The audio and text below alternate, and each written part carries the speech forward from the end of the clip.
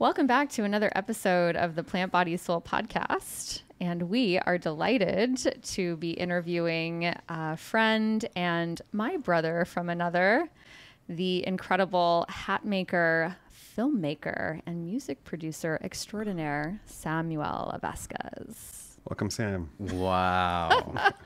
Wow. Thank you for that, first of all. Holy smokes. That was awesome. Honored to be here.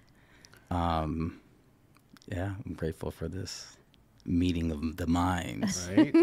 Super excited. Yes, we are. Can you briefly introduce yourself and share your background in all the things? So my name is Samuel Vasquez. I am a hat maker and a producer, movie producer, and a music producer, and just a general, like in all general, is that a word? Yes. Yeah, Okay, absolutely. cool. An artist, Yeah. creative. I've grown into that role and accepted that role as a creative. Great. So that's where I land today, I guess. You ooze it in everything that you do. It's incredibly inspiring just to be around you. Oh, thank you. Yeah. I appreciate that. Hence the hats and Oh, yeah. all of the things, if Yeah. you haven't picked that up yet. So let's talk about hats. What initially sparked your interest and passion? So the hats came from 2018 Burning Man. My partner and I went to Burning Man, and shout out to Lynn Traub. And I've seen these fedora hats that people were wearing out there at Burning Man, and I got really inspired to go back and just find out how these are made, because they were really they were super cool, and just the fabrics were pretty cool. And so we came back from the burn, and I look at her and I say, "Hey, I think I'm gonna start doing hats." And she looks at me and she goes, "Okay." Of course. I can hear her. bless her that. soul. She's my number one supporter. So so I started doing research and started going on YouTube like everybody else and looking up these hat makers. And then I had to actually push that to the back burner, because at that same time my videography started taking off. So my film career started taking off. So I had to, pivot. It came back full circle in 2022 when we went to the burn again. And getting ready for the burn, is Whole thing. it's a whole experience, Yeah. right? So I look at her and I'm like, "Hey, I'm just gonna go ahead and make one. I'm gonna make a hat." So 2022, I made my first hat ever, first fedora hat ever, and it came out really, really, really, really cool. And people were complimenting me on it. We'd go out, I'd wear it, and yeah, I just said, you know what, this is a thing. We're back. Awesome. That vision came back to me.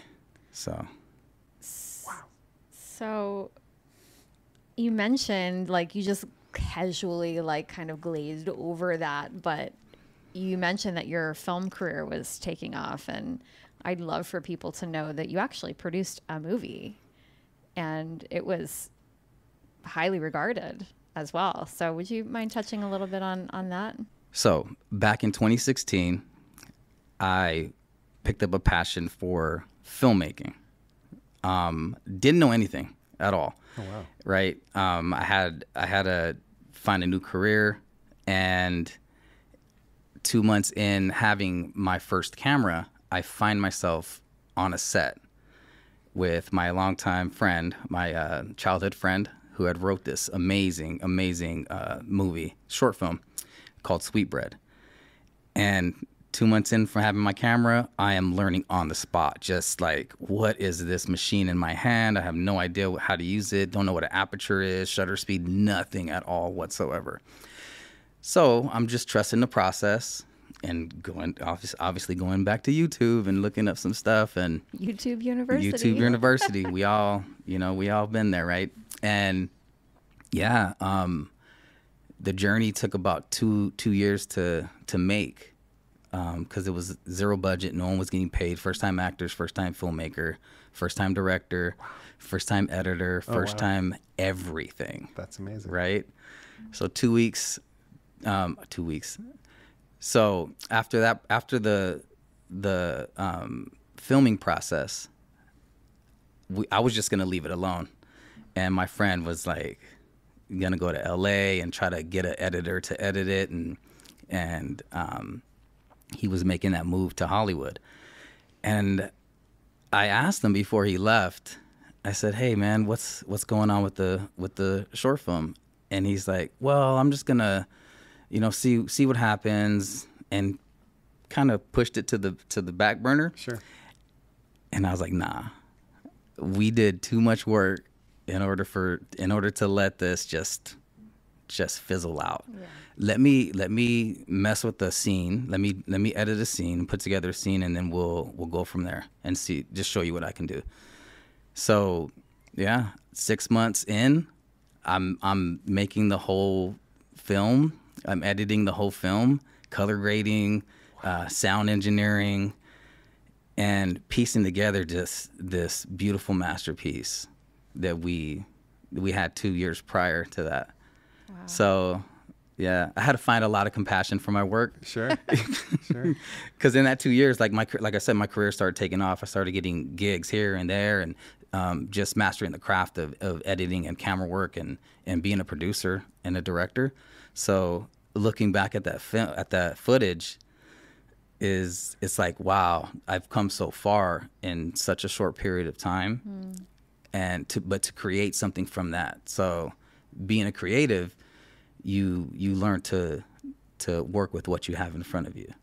Yeah. So what I had was first time everything filmmakers, and I'm having to revisit that in the future. Sure. and piece it all together. So it came out sick though. Yeah, it did. It came out really dope. Share really a little bit about the film. So the film is the case of mistaken identity, rival gangs. It's a Chicano film from our parts in Arizona. We used people from around our neighborhood, and then our neighborhood was the background of the whole film. Cool. So where we grew up, there's lots of locations that are familiar to us, from the West Side. Yeah, and you have to go watch it if you get. Yeah, you can watch it on YouTube. It's called Sweetbread the Movie. Oh, great. It's on YouTube. You can watch it for free. Once again, zero budget, first time everything. So now, after we finish this, we put it out and we do a premiere at Harkins. And we sell out 450 seats. Oh, no way. Yeah, so our whole neighborhood came out. It was a big thing for us, right? So we sell it out. And we felt that spark, like, wow, where can this film actually go? So then we submitted it to the 6th Annual Latino Film Festival in LA. And this was in 2020, so the pandemic had just happened. Okay. So everything was shut down, but they were still doing this online. Okay. So we submitted it to the film festival. Well, it just so happens that we win. No, you didn't. we win the People's Choice Award. Oh, that's amazing. So incredible. For this film that we had no idea what we were doing. Turns out to be an award-winning film. Amazing. Yeah. So well done. Thank you. Yeah. Thank you. Not surprised.